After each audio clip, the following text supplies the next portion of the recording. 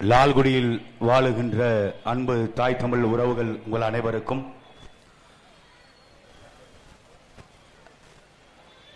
வருகின்ற தேர்தலில் விவசாய சின்னத்திற்குத்தான் வாக்குகளை செலுத்த வேண்டும் என்று முடிவெடுத்திருக்கின்ற அன்பு உறவுகள் உங்கள் அனைவருக்கும் அன்பும் வணக்கமும். லால்குடி சட்டமன்ற தொகுதியில் போட்டியிடக்கூடிய தம்பி மதன் அவர்களை ஆதரித்து அண்ணன் செந்தமிழன் சீமான் அவர்கள் இங்கே உரையாற்ற உள்ளார். அண்ணன் வந்து கொண்டிருக்கிறார். இந்த ஆண்டு இந்த 2026 தேர்தல் என்பது எல்லோரும் எல்லா கட்சிகளும் சொல்கிறார்கள் 4 முனை போட்டி. ஆனால் உங்களிடத்திலே நாங்கள் சொல்கிறோம் இது 4 முனை போட்டி அல்ல, 2 முனைகள் தான். தாவேகா சொல்வது போல திமுகவுக்கும் தாவேகாவுக்கும் போட்டி அப்படி அல்ல. இது ஒரு தத்துவ போர்.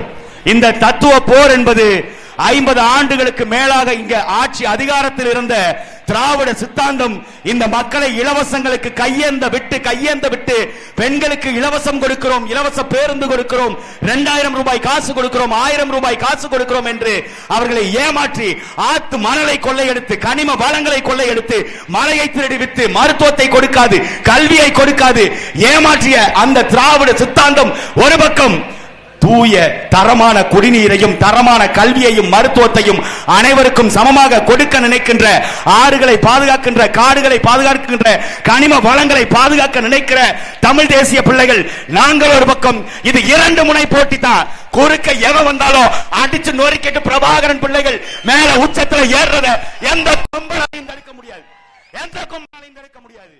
இங்க பேசுகிறார்கள் நாங்க 2000 கொடுக்கிறோங்க, நாங்களும் 2000 கொடுக்கிறோங்க, நாங்க 8000 ரூபாய்க்கு கூப்பன் கொடுக்கிறோங்க, நாங்க 10000 ரூபாய் கொடுக்கிறோங்க, நாங்க 5000 ரூபாய் கொடுக்கிறோங்க, ஏற்கனவே கொடுத்துட்டோங்க.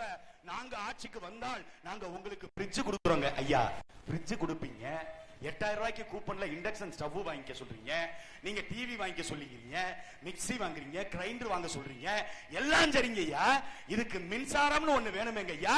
அந்த மின்சாரத்திற்கு அதிக கட்டணத்தை வைத்து காசு புடுங்குறீங்களேங்க ஐயா. இது நியாயமா? இது நியாயமா? சரிங்க ஐயா, நீங்க அடுப்பு கொடுக்குறீங்க, ஃப்ரிட்ஜ் கொடுக்குறீங்க, மிக்ஸி கொடுக்குறீங்க, கிரைண்டர் கொடுக்குறீங்க, எல்லாம் கொடுக்குறீங்க. அதில் வைப்பதற்கு வேளாண் பொருட்கள், விவசாய பொருட்கள், காய்கறி, வெண்டைக்காய், சுண்டக்காய், அரிசி, பருப்பை யார் கொடுப்பா? உங்கள் பிள்ளைகள் விவசாயியை ஏந்து நிற்கின்ற நாங்கள் தான் இதெல்லாம் கொடுக்க முடியும். உங்களுக்கு இலவசங்கள் கொடுப்பது ஏமாற்று வேலை, ஏமாற்று திட்டம். 1000 ரூபாயை வைத்து ஒரு நாளைக்கு எவ்வளவு வந்துடும்? மாசம் 1000 ரூபாய். இப்ப பெண்களுக்கு மகளிர் உரிமை தொகை மாசம் 1000. அந்த மாசம் 1000 ரூபாய் ஒரு நாளைக்கு எவ்வளவு? 30 ரூபாய். இப்ப அடுத்து நாங்கள் ஆட்சிக்கு வந்தால் 2000. ஐயா எடப்பாடி பழனிசாமி அவர்கள் சொல்றாரு நாங்கள் 2000. அப்ப ஒரு நாளைக்கு கணக்கு பண்ணா வெறும் 60 ரூபாய். 60 ரூபாயை வைத்து ஒருவேளை உணவை உள்ள முடியுமா? 60 ரூபாயை வைத்து பெண்கள் வாழ்க்கையை நடத்த முடியுமா? 60 ரூபாயை வைத்து குடும்பத்தை வளர்க்க முடியுமா? 60 ரூபாயை வைத்து பொருளாதாரத்தை மேம்படுத்த முடியுமா?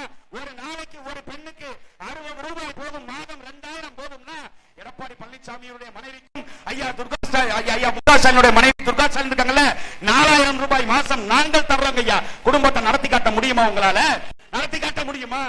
2000 எங்க இருந்து எடுத்து கொடுக்குறீங்க ஐயா? திமுகவினுடைய முத்துவேல் கருணாநிதி ஸ்டாலின் பேசுறாரு. ஆக அதிமுக ஆட்சி காலத்துல எடப்பாடி பழனிசாமி அவர்களுடைய நிர்வாக திறனற்ற செயலாளர் 4.25 லட்சம் கோடி கடனை வாங்கி வைத்திருக்கிறார்களே, அந்த கடனை யார் அடைப்பார்கள்? ஆக நான் கேட்கிற, யாரு கேட்கிற? முத்துவேல் கருணாநிதி மகன் கேட்கிற, ஸ்டாலின் கேட்கிற, ஆக சிடி சக்கர சித்தப்பா ஏற்றில் எழுப்பி நக்கப்பா என்பது போல அப்படின்னு பேசினார். அதிமுக 60 ஆண்டு காலமாக, அதாவது 1967 அண்ணா அவர்களுடைய ஆட்சி காலத்திற்கு பிறகாக தமிழ்நாடு கடன் வாங்க ஆரம்பிக்குது. உலக வங்கிட்ட கடன் வாங்குறோம். 1967 இருந்து 2021 கிட்டத்தட்ட 50 ஆண்டுகளுக்கு மேலாக ஆட்சி செஞ்சாங்க. அதுல கருணாநிதி ஆட்சி செஞ்சிருக்காரு, எம்ஜிஆர் ஆட்சி செஞ்சிருக்காரு, அம்மையார் ஜெயலலிதா ஆட்சி செஞ்சிருக்காங்க, ஓபிஎஸ் ஆட்சி செஞ்சிருக்காரு, எடப்பாடி பழனிசாமி ஆட்சி செஞ்சிருக்காரு. இப்படி இத்தனை முதல்வர்கள் சேர்ந்து 4.25 லட்சம் கோடி கடன் வாங்கினப்ப ஐயா ஸ்டாலின் அவர்கள் கொந்தளித்தாரு. 4.25 லட்சம் கோடின்னு ஐயா ஸ்டாலின் ஒரே ஒரு முதலமைச்சர் இந்த 5 ஆண்டு காலத்துல 6 லட்சம் கோடியை உலக வங்கிட்டு வந்து கடன் வாங்கி இருக்கீங்களே, இந்த கடனை யாரு வந்து அடைப்பா? ஸ்டாலின் அடைப்பாரா? ஸ்டாலினுடைய அப்பா செத்து போன கருணாநிதி வந்து அடைப்பாரா? இந்த தொகுதியினுடைய முன்னாள் எம்எல்ஏ அண்ணன் சவுந்தரபாண்டியன் வந்து அடைப்பாரா? இல்ல இந்த மாவட்டத்தை, இந்த தொகுதியை எங்களுடைய திமுக கோட்டை என்று பேசக்கூடிய இந்த சொந்த மாவட்டம் வச்சிருக்கிற ஐயா நேரு அவர்கள் வந்து கட்டுவாரா?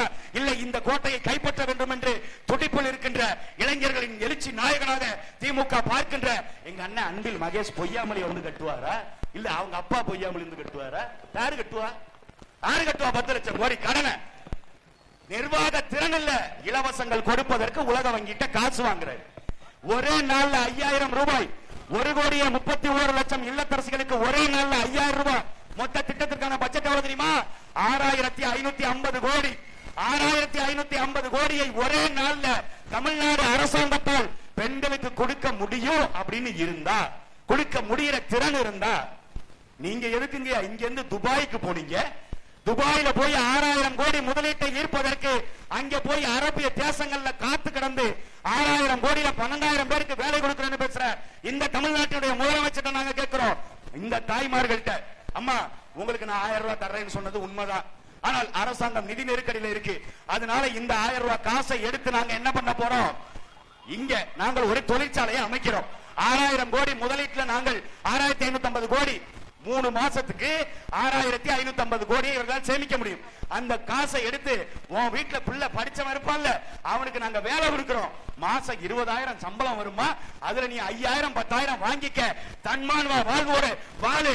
நீ இந்த அரசாங்கம் கொடுக்கின்ற இலவச காசுக்கு கையேந்தி நிற்கின்ற நிலைமை வராதுன்னு ஒரு முதலமைச்சர் செய்ய முடியுமா? முடியாதா? செய்யலாம். அரசு நிறுவனம் தொடங்கினா 6000 கோடி முதலீடு போட்டா 12000 பேருக்கு இல்ல 20,000 பேருக்கு வேலை கொடுக்க முடியும். 20,000 ரூபாய் சம்பளம் கொடுக்க முடியும். ஆனால் அதற்கு வெளிநாட்டுக்காரன் வருவான். உங்களுக்கு வேலை கொடுக்கிறதுக்கு வெளிநாட்டுக்காரன் வருவான். உங்களுக்கு தண்ணி கொடுக்கிறதுக்கு சூயஸ் வெளிநாட்டுக்காரன் வருவான். உங்களுக்கு ரோடு போடுறதுக்கு அம்பானி அதானி வருவான். உங்களுக்கு விமான நிலையம் கட்டுறதுக்கு அம்பானி அதானி தான் வருவான். உங்களுக்கு பிளைட் ஓட்டுறதுக்கு அம்பானி அதானி தான் வருவான். உங்களுக்கு கப்பல் ஓட்டுறதுக்கு அம்பானி அதானி போன்ற தனிப்பெற முதலாளிகள் தான் வருவான். உங்களுக்கு ஹார்பர் கட்டுறதுக்கு அம்பானி அதானி தான் வருவான். இவங்க எல்லாரும் வருவான். அப்ப அரசு என்ன பண்ணும்? ஸ்டாலின் என்ன பண்ணுவாரு? ஐயா எடப்பாடி பழனிசாமி என்ன பண்ணுவாரு? காற்ற இடத்துல கையெழுத்த போட்டு பெட்டியை வாங்கிட்டு வீட்டுல போய் படுத்துருவாங்க. இது ஒரு அரசு செய்யற வேலையா? கப்பல் ஓட்ட முடியல, இங்க போக்குவரத்து துறை தனியார் மையத்துக்கு போகுது, பெண்களுக்கு இலவச பேருந்து கொடுத்துட்டு ஓசி பஸ் ஒரு அமைச்சர், நாங்க கொடுக்கிற வரி காசுல ஓசியில சம்பளம் வாங்கிக்கிட்டு, நாங்க கொடுக்கிற காசுல 3 வேளை சோறு தின்னுக்கிட்டு, நாங்க கொடுக்கிற வரி காசுல ஓசில கார்ல பயணம் பண்ணிக்கிட்டு, தங்க மயிர் என்கின்ற கோல்டன் ஹேர் பொன்முடின்னு ஒரு அமைச்சர் அவர் பேசுறாரு. இங்க இருந்து அங்க போறீங்களா? ஓசியில போறீங்கிறாரு. இது பெண்களுக்கு இலவச திட்டம் ஸ்டாலின் சொல்றாரு. எப்படிப்பட்டவர் ஐயா ஸ்டாலின்? தாயுமானவர். பள்ளிக்கூட மாணவர்களுக்கு காலை உணவு திட்டத்தை போட்டுட்டாருங்க. காலையில உப்புமா போடுறதுக்கு பேரு உங்களுக்கு நல்ல திட்டம். ஏய், அன்னைக்கு காமராஜர் படிக்கிறதுக்கு வழி இல்ல, நாட்டு மக்கள் படிக்க வர மாட்டாங்க பள்ளிக்கூடத்துக்கு மாணவன். அன்னைக்கு ஏழ்மை வறுமை நிலைமை இருந்துச்சு. 1967க்கு முன்பாக இந்தியாவே வறுமையில தான் இருந்துச்சு. அன்னைக்கு படிக்கிறதுக்கு யாரும் வரல. ஒரு படிக்கின்ற மாணவனை ஆடு மாடு மேய்ச்சிக்கிட்டு இருக்கவனை கூப்பிட்டு கேட்கிறாரு, ஏய் நீ பள்ளிக்கூடத்துக்கு போகலையான்னு காமராஜர். நான் பள்ளிக்கூடத்துக்கு வந்துட்டா ஆடு மாடு மேய்க்கிறேன், இதுல எனக்கு சோறு வரும், பள்ளிக்கூடத்துக்கு வந்தா சோறு யாரு போடுவான்னு கேக்குறாங்க. காமராஜர் ஒரு சின்ன பையன் 5ஆம் வகுப்பு படிக்க வயசு மிக்க ஒரு பையன் கேட்கறான். அப்ப காமராஜர், சோறு போட்டா படிக்க வர்றியா? சோறு போட்டா நான் படிக்க வர்றேங்கிறான். அதுக்காக மதிய உணவு திட்டம் கொண்டு வந்தாங்க. அன்னைக்கு ஏழ்மை வறுமை இருந்துச்சு. நீங்க தான் 60 ஆண்டு காலத்துல திராவிடம் ஆட்சிக்கு வந்து நாங்க புடுங்காத புடுங்கு இல்ல, நாங்க ஆத்தாத ஆத்து இல்லங்கிற, இங்க எல்லாருக்கும் பொருளாதார வளர்ச்சி வந்துருச்சுங்கிற, பெண்களுக்கு 1000 ரூபாய் கொடுத்து அவங்க சொத்து சேர்த்துட்டாங்கிற, பெண்களுக்கு இலவச பேருந்து கொடுத்ததுனால பெண்கள் பொருளாதாரத்துல மேம்பட்டுட்டாங்க அப்படிங்கிற. அப்புறம் எதுக்கு பள்ளிக்கூடத்துல காலை உணவு திட்டம்? அந்த காலை உணவு திட்டத்தையும் ஒழுங்கா போடுறியா? உப்மா கம்பெனி காலையில உப்புமா கிச்சடி இதையே போட்டு போட்டு அதுல 4000 கோடி ஊழல். எப்படி பாருங்க, பள்ளிக்கூடத்தை அரசு பள்ளிக்கூடத்தில் படிக்கின்ற மாணவர்களுக்கு 4000 கோடி காசு ஒதுக்கி, அந்த 4000 கோடியில ஒரு பள்ளிக்கூடத்துல 150 பேர் படிக்கிறாங்கன்னா 150 பேருக்கு சமைக்கணும்.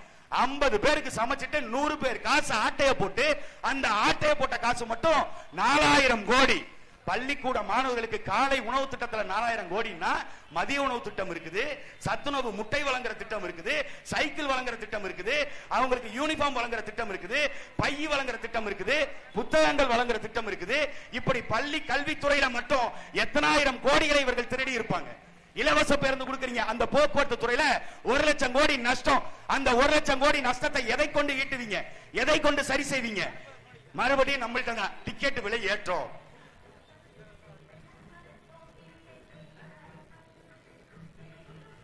முடிச்சிட்டு வர்றேன் இருங்க. கட்டி பிடிச்சு ஆற தழுவோம். மக்கள் எங்களை நேசிக்கிறாங்க, அதைத்தான் நாங்கள் சொல்றோம். மக்கள் எங்களை நேசிக்கிறார்கள், எங்களை ஆற தழுவ தயாராயிட்டாங்க. ஆனால் இலவசங்களை கொடுத்து இந்த மக்களை ஏமாத்திடுறாங்க. இருங்க, மாரியாத்தா போகட்டும், அப்புறம் போடுவோம். மாரியாத்தா ஆட்டத்தை நம்மளும் சேர்ந்து ஆடுவோம்.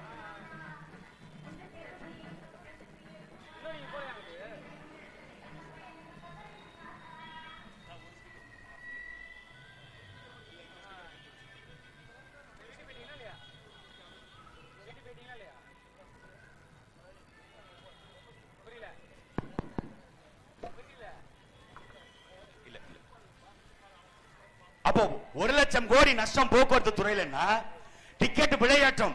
நீங்க நகர்ப்புற பேருந்துகள்ல இலவசம் கொடுத்துட்டு மற்ற பேருந்துகள்ல தொலைதூரம் பயணிக்கின்ற பேருந்துகள்ல டிக்கெட் விலையை ஏத்திட்டாங்க.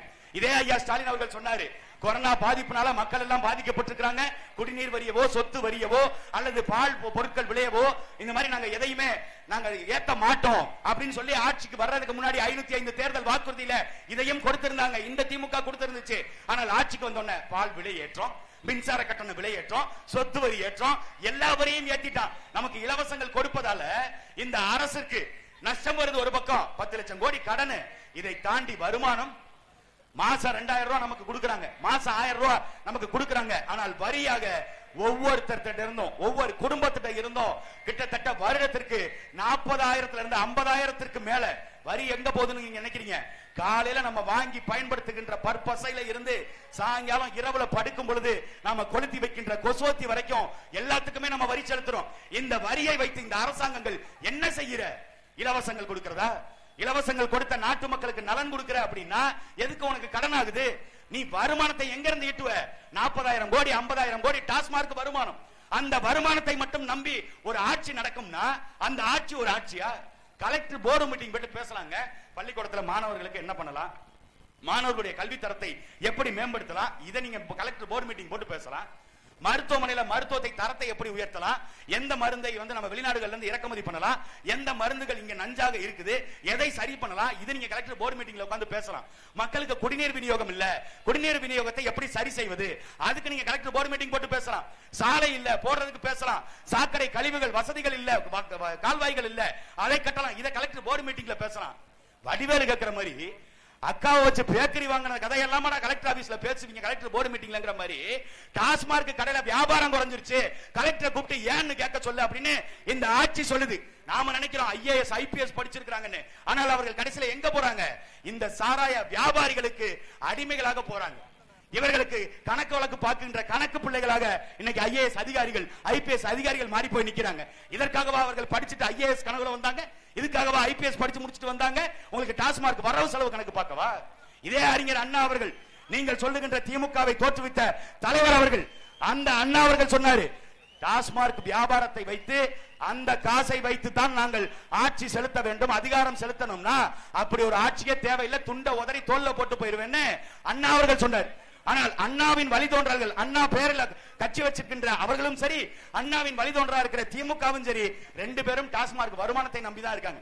40,000 கோடி 50,000 கோடி வருமானத்தை நம்பி இருக்கீங்க. ஆனால் இங்க பாலினுடைய சந்தை மதிப்பு இவர்களுக்கு தெரியல. பாலினுடைய ஆண்டின் சந்தை மதிப்பு மட்டும் 3 லட்சம் கோடி.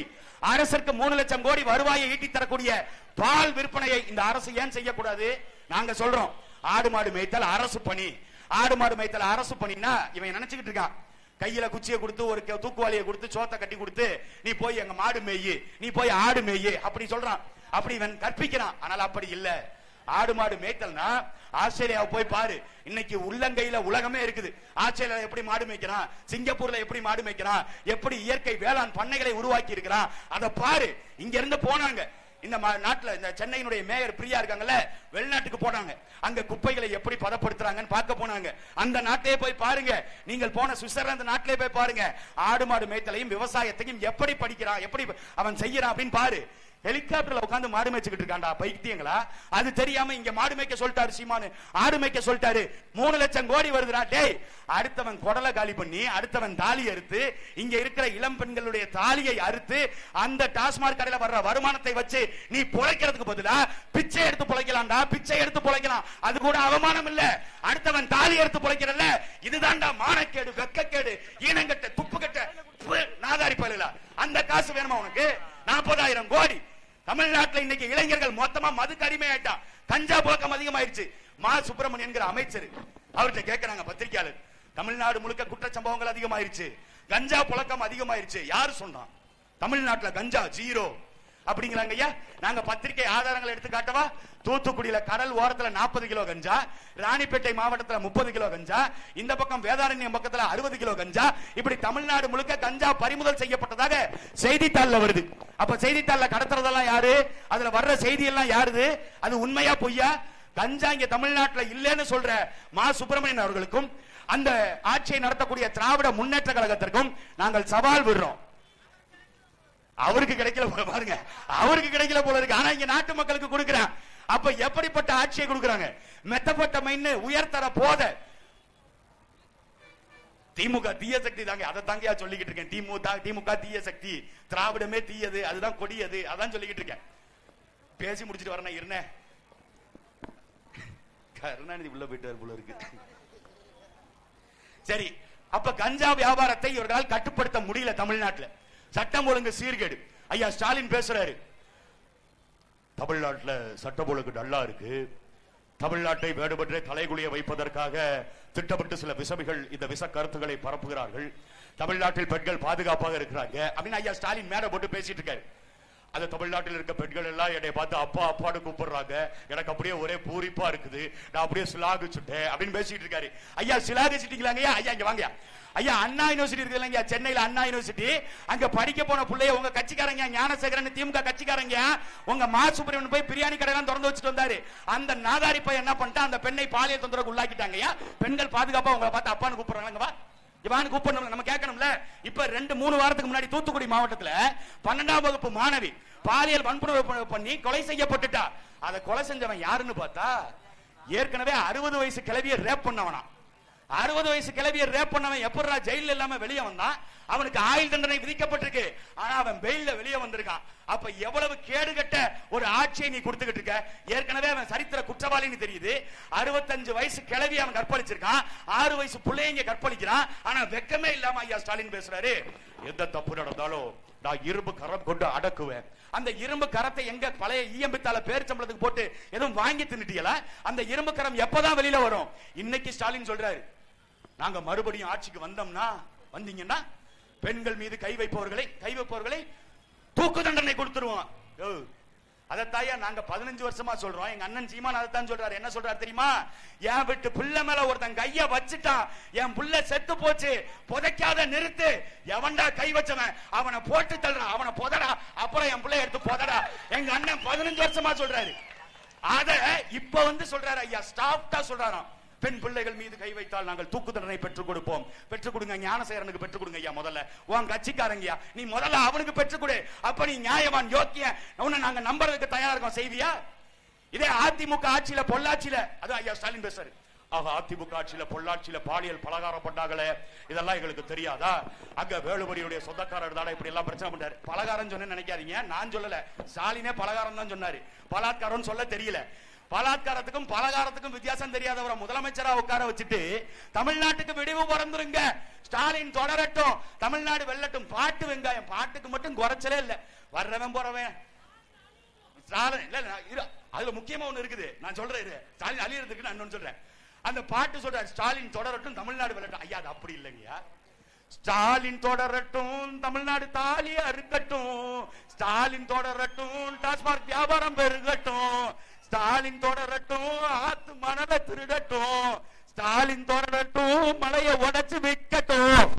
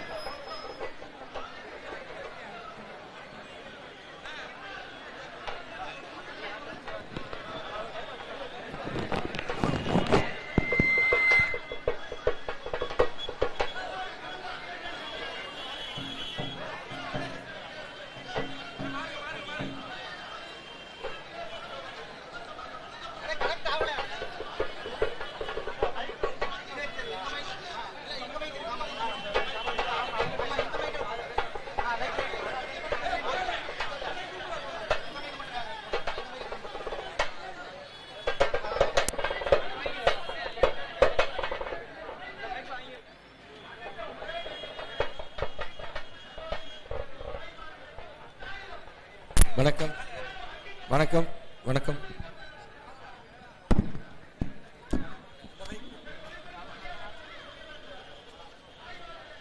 வணக்கம் வணக்கம்.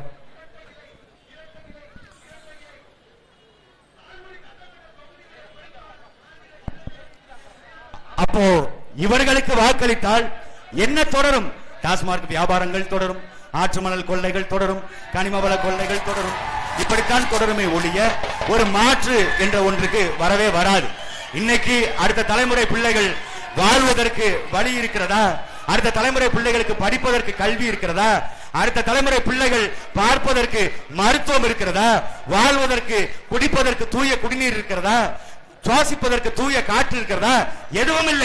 எல்லாமே நஞ்சாயிருச்சு. ஏனால் வெளிநாட்டு தொழிற்சாலைகளை கொண்டு வந்து வைத்து வைத்து நச்சுகர ஆலைகளை கொடுத்து தமிழ்நாட்டு நிலத்தை முப்போதும் விழுந்த இந்த தஞ்சை டெல்டா, திருச்சி டெல்டா பகுதியை இன்னைக்கு நாசகர பகுதியாக மாற்றி இதில் மீட்டேன் எடுக்கிற திட்டத்தை கொண்டு வந்தவர்கள் இந்த ஆட்சியாளர்கள். புள்ளையும் கிள்ளி விடுவோம், தொட்டிலையும் ஆட்டி விடுவோங்கிற மாதிரி மீத்தேன் திட்டத்துக்கு கையெழுத்து போட்டு கொடுத்தது திமுக.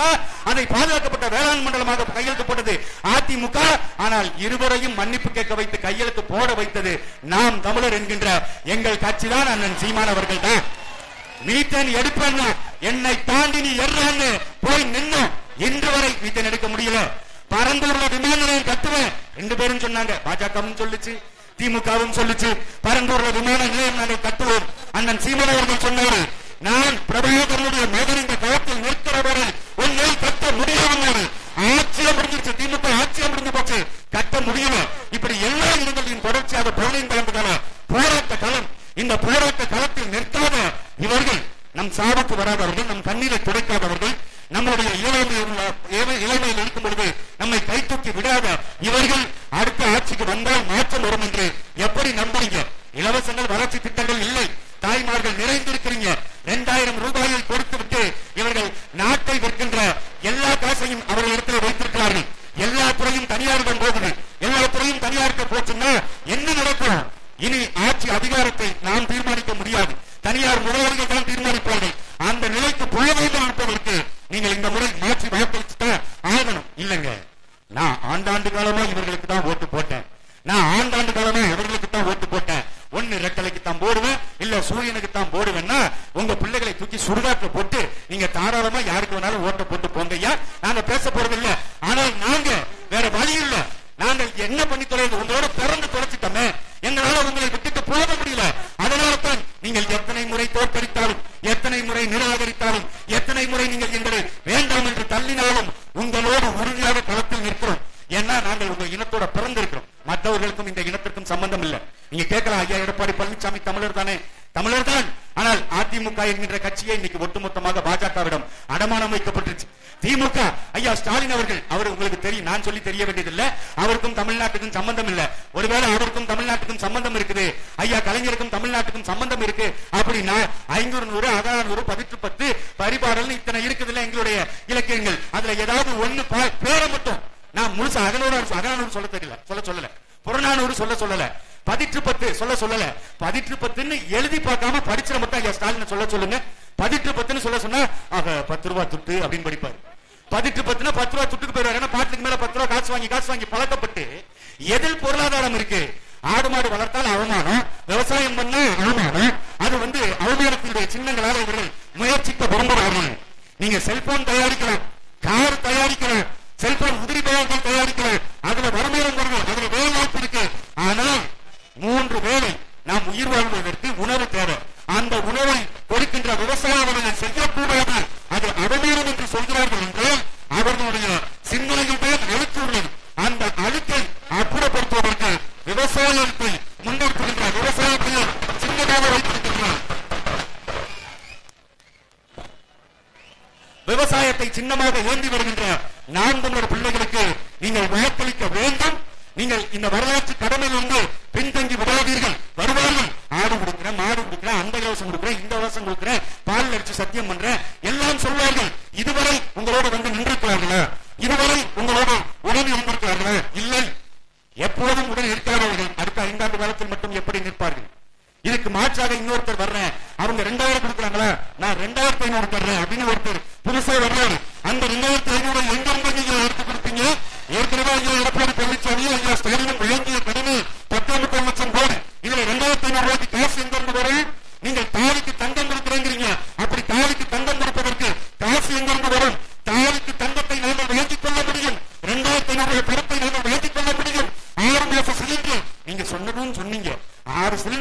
சிலிண்டர் சொன்னாப்புல உலகம் முழுக்க சிலிண்டர் தட்டுப்பாடு ஏற்பட்டுச்சு. அப்படி அவரை நம்பி போறதுல எந்த பலனும்